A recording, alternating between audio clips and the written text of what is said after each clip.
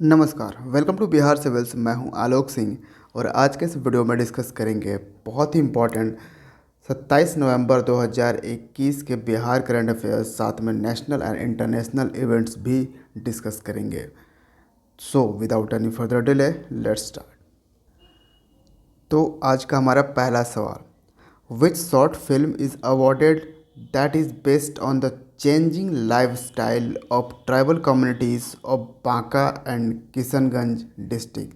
तो बिहार का तो ज़िला है बांका और किशनगंज ज़िला, तो यहाँ के ट्राइबल कम्युनिटीज़ पे बेस्ड एक फ़िल्म बनी थी जिसका क्या नाम है और इसको हाल ही में अवार्ड दिया गया है।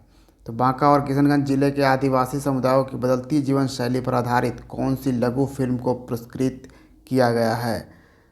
तो बांका और किशनगंज के जो कम्युनिटी ट्राइबल कम्युनिटीज़ है उनके लाइफ स्टाइल जो है वो चेंज कैसे हो रही है सरकार की वजह से, इस पे एक शॉर्ट फिल्म बनी थी 21 मिनट की, जिसको बनाया था फिल्म को जो मीडिया सेंटर है बिहार एग्रीकल्चर यूनिवर्सिटी सबार।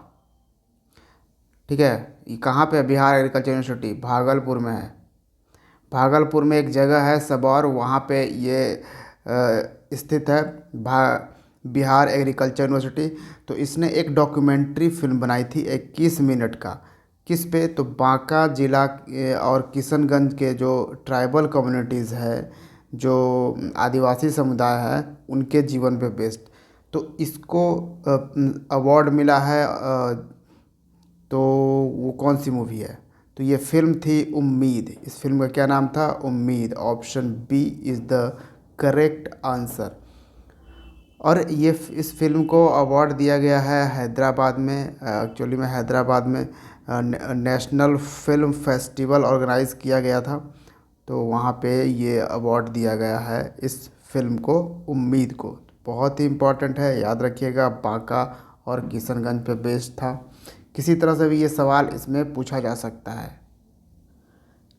नेक्स्ट क्वेश्चन है हमारा, Sikh multimedia museum will be opened in which city of Bihar? तो बिहार के किस शहर में सिख मल्टीमीडिया संग्रहालय खोला जाएगा? तो बिहार के पटना डिस्ट्रिक्ट में। Option A is the correct answer. Patna में जगह है एक पटना साहिब। पटना साहिब जो फेमस है गुरुद्वारा के कारण, क्योंकि वहाँ पे गुरु गोविंद सिंह जी का गुरुद्वारा बनाया गया था। आपको मालूम होना चाहिए कि पटना में है गुरु गोविंद सिंह, जो कि सिखों के 10वें गुरु का जन्म हुआ था। तो वो गुरुद्वारा फेमस है और वहाँ पे म्यूज़ियम भी अब बनाने की बात करी जा रही है, जिसमें कि सिख धर्म से रिलेटेड सारी चीज़ें उसमें रखी जाएगी। लोग सिख धर्म के बारे में जानेंगे। ठीक है, तो ये पटना में बनने वाला है। तो option A is the correct answer. Next है, who has inaugurated the national workshop on child rights? तो बाल अधिकारों पर राष्ट्रीय कार्यशाला का उद्घाटन किसने किया है? तो ये करने वाली हैं Smriti Irani. Option C is the correct answer. Smriti Irani हैं union minister of women and child development. और हाल ही में मालूम होना चाहिए, हाल ही में स्मृति ईरानी ने अपना पहला नॉवेल लिखा है जिसका नाम है लाल सलाम। बहुत ही इम्पोर्टेंट है, याद रखिएगा। इनकी पहली बुक है लिखी हुई इनके द्वारा। और ये जो national workshop on child rights है, इसका ऑर्गेनाइज किसने किया था? इनाग्रेट तो आपको पता चल गया स्मृति ईरानी ने किया था, लेकिन इसको ऑर्गेनाइज किसने किया था? इसको ऑर्गेनाइज किया था एनसीपीसीआर ने। एनसीपीसीआर क्या है? तो national commission for protection of child rights. Next है, India took part in the trilateral exercise Dosti with the navies of which two nations? किस दो नेशंस के नेवीज के साथ, नौसेनाओं के साथ भारत ने त्रिपक्षीय अभ्यास दोस्ती में भाग लिया है? तो एक तो भारत है और दो और कौन से देश हैं आपसे पूछा जा रहा है। तो ये हैं Maldives and Sri Lanka. Option D is the correct answer. और ये जो दोस्ती एक्सरसाइज हो रहा है ये एक्चुअली में मालदीव्स में हुआ है और ये 15th एडिशन है, ठीक है, 15वां एडिशन है। तो ये भी याद है, सबसे पहली बार ये एक्सरसाइज 1991 में हुआ था और 1991 में श्रीलंका नहीं था। श्रीलंका ने इस एक्सरसाइज को, दोस्ती को ज्वाइन किया है 2012 में, ठीक है। तो ये भी याद रखिएगा। और मालदीव्स हमारा बहुत ही अच्छा पार्टनर है, मतलब एक कह सकते हैं एक फ्रेंडली कंट्री है इंडियन ओशन में, जो कि हमारे स्ट्रेटजिक पॉइंट ऑफ व्यू से हमें इम्पॉर्टेंट है इससे फ्रेंडशिप बनाए रखना। और साथ में इस एक्सरसाइज में हमारा ICGS वज्र पार्टिसिपेट किया था, इंडियन कोस्ट गार्ड शिप वज्र और अपूर्वा, ये 2 शिप इस एक्सरसाइज में भारत के तरफ से पार्टिसिपेट किए थे। Which space agency has launched world's first DART mission to crash a spacecraft into asteroid? तो किस अंतरिक्ष एजेंसी ने अंतरिक्ष यान को क्षुद्र ग्रह से टकराने के लिए दुनिया का पहला डार्ट मिशन लॉन्च किया है? तो देखिए, पूरी दुनिया का पहला ये मिशन है जिसका नाम है डार्ट मिशन। इसमें एक्चुअली यहाँ पे किया क्या जाएगा कि जो स्पेस क्राफ्ट, मतलब वो जो मतलब अंतरिक्ष में भेजे जाते हैं, स्पेस में जो स्पेस क्राफ्ट भेजे जाते हैं, और वो अगर ख़राब हो जाता है या किसी वजह से कुछ भी हो जाता है तो वो धरती पर ना गिरे, धरती पे नुकसान बहुत ही कम हो, और इसको क्या किया जाएगा कि एस्टेरॉयड से उसको टकरा दिया जाएगा, ठीक है। और इसी से क्या होगा कि इसका जो है पूरा पावर वहीं पे ख़त्म हो जाएगा। एस्टेरॉयड का एक्चुअली क्या है, जो एस्टेरॉयड घूम रहे हैं उस एस्टेरॉयड का ना पाथ को डाइवर्स कर दिया जाएगा, पाथ को थोड़ा सा चेंज कर दिया जाएगा ताकि ये स्पेस क्राफ्ट से टकरा जाए और स्पेस क्राफ्ट इससे वहीं पे टूट फूट जाए, वो धरती पर नुकसान ना पहुंचाए। तो मिशन बेसिकली ये है, ठीक है। और ये जो डार्ट है, डार्ट का मतलब हो जाता है double asteroid redirection, double asteroid redirection test, ये याद रखिएगा, बहुत इंपॉर्टेंट है। अच्छा, तो ये किस स्पेस एजेंसी ने ये मिशन कर रहा है, dart mission? NASA. Option A is the correct answer. आपको पता होगा नासा अमेरिकी स्पेस एजेंसी है। अच्छा, तो नासा अमेरिकी स्पेस एजेंसी है। जाक्सा कहाँ की है? ये जापान की स्पेस एजेंसी है। इसरो आपको पता होगा ये भारत की स्पेस एजेंसी है, Indian Space Research Organisation. Roscosmos Russia की स्पेस एजेंसी है, बहुत ही इम्पोर्टेंट है, याद रखिएगा। नेक्स्ट है, defence ministry has approved a 5,000 crore deal with which nation to manufacture 7.5 lakh AK-203 assault rifles.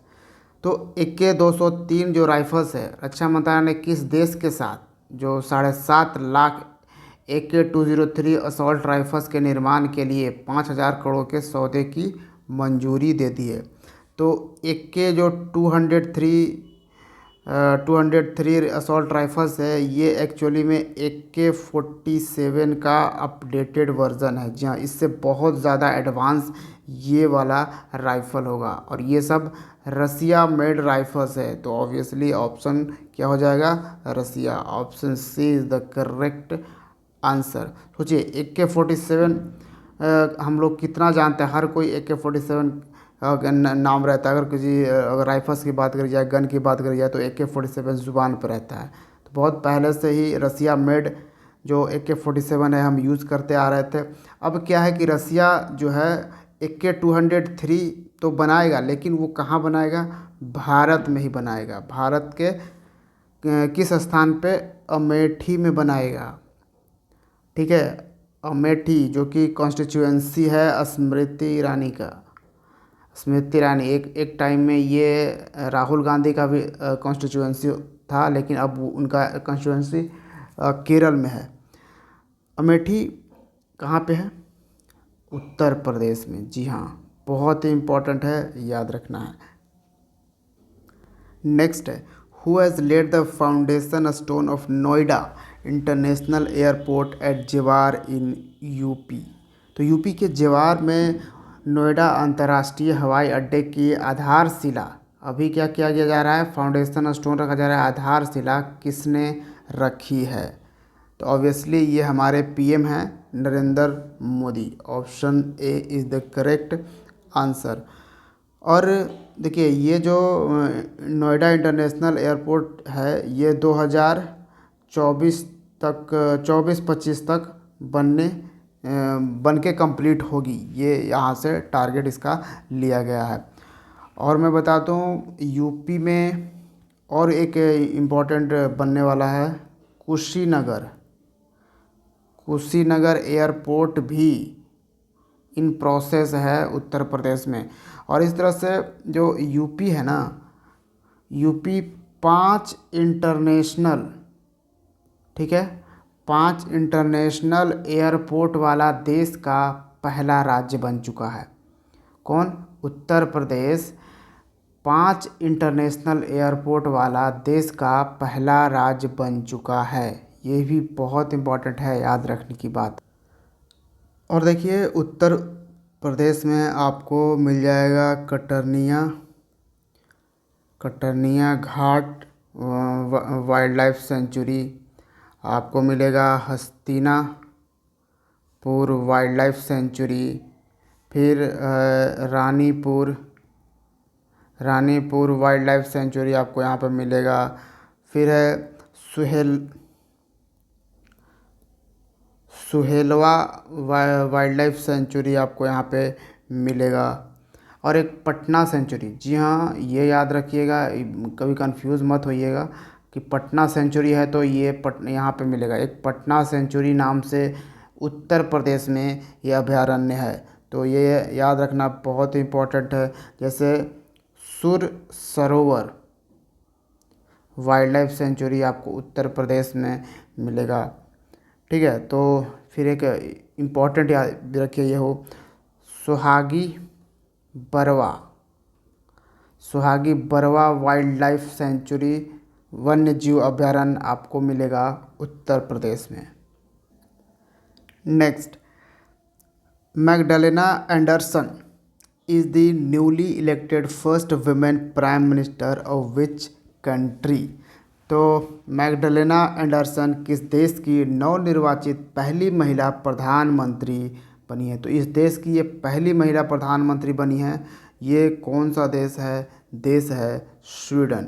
Option see the correct answer. Sweden का आपको कैपिटल हो जाएगा स्वीडन का कैपिटल आपको स्टॉकहोम, तो ये याद रखिएगा। और स्वीडन एक स्कैंडिनेवियन कंट्री है, ये भी याद रखना है। नेक्स्ट है, where will be held the 5th Asian youth para games 2025। 5वीं एशियाई युवा पैरा खेल 2025 कहाँ आयोजित किया जाएगा?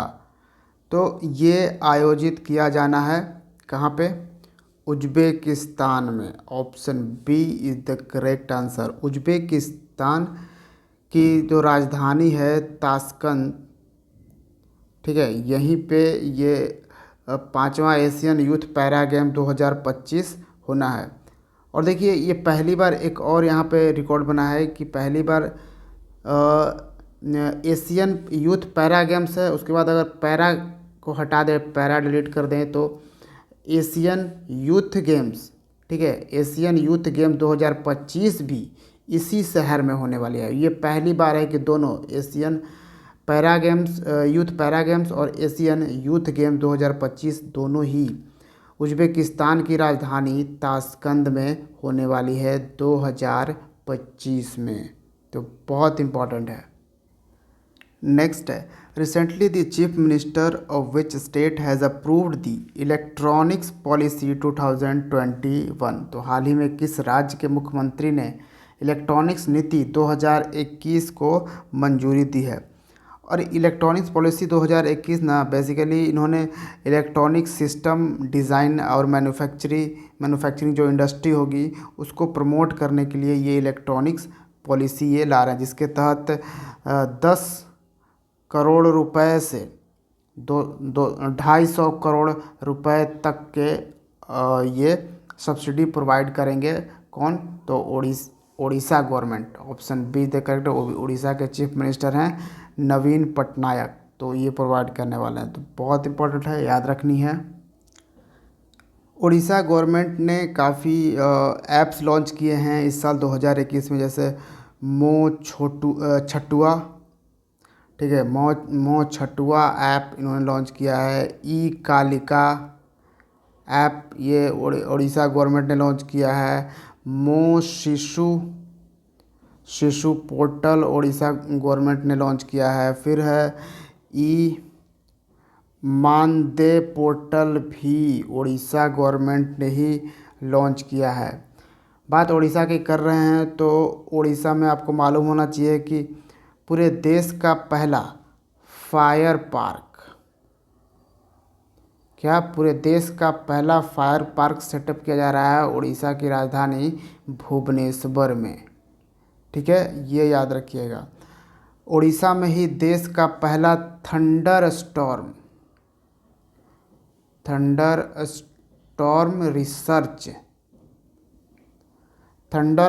रिसर्च टेस्ट बेड, ठीक है, क्या है? Thunderstorm research test bed जो है वो देश का पहला कहाँ पे स्थापित किया जा रहा है? तो उड़ीसा में। उड़ीसा का डिस्ट्रिक्ट है जिसका नाम है बालासोर डिस्ट्रिक्ट। यहीं पर ये thunderstorm research test bed establish किया जाएगा। नेक्स्ट है L&T यानी Larsen and Toubro has tied up with which state government to build a data centre. तो लार्सन एंड टुब्रो एक कंपनी है जो कि शिप भी बनाती है, ठीक है, तो ये भी याद रखिएगा। तो ये कंपनी किस स्टेट गवर्नमेंट के साथ टाइड अप की है L&T डेटा सेंटर बनाने के लिए? किस राज्य सरकार के साथ समझौता किया गया है? तो ये गवर्नमेंट है तमिलनाडु की गवर्नमेंट, स्टालिन, ठीक है। तो एक्चुअली में ये जो डेटा सेंटर किया जाएगा ये करीबन 90 मेगावाट कैपेसिटी का डेटा सेंटर तमिलनाडु के कांचीपुरम में सेटअप किया जाएगा, जिससे कि बताया जा रहा है कि करीबन 1100 लोगों का एम्प्लॉयमेंट जनरेट होगा, डायरेक्टली और इनडायरेक्टली दोनों मिलाकर। सो क्वेश्चन नंबर 12 एंड आज का लास्ट सवाल, where has the all India postal wrestling championship started? तो ये अखिल भारतीय डाक कुश्ती चैम्पियनशिप कहाँ शुरू हुई है? न्यू दिल्ली में शुरू हुई। Option B is the correct answer, और ये 34वां एडिशन था all India postal wrestling championship का, ठीक है, ये भी बहुत इम्पोर्टेंट। और मैं बता दूं दिल्ली में ही 40th एडिशन हो रहा है इंटरनेशनल ट्रेड फेयर 2021 का जो आयोजन हो रहा है वो दिल्ली में हो रहा है प्रगति मैदान में, जहाँ पे पार्टनर स्टेट कौन है? बिहार, जी हाँ, और फोकस स्टेट यूपी और झारखंड है। तो ये भी बहुत इम्पोर्टेंट है, याद रखना है। और इस तरह से हर PDF में आपको आंसर्स दे दिए जाते हैं, तो हर दिन का PDF डाउनलोड करना मत भूलिएगा। तो ये था 27 नवंबर 2021 का Bihar current affairs national and international के साथ। So thank you for watching Bihar से। Will see you in the next video. जय हिंद, और वीडियो लाइक कर दीजिएगा।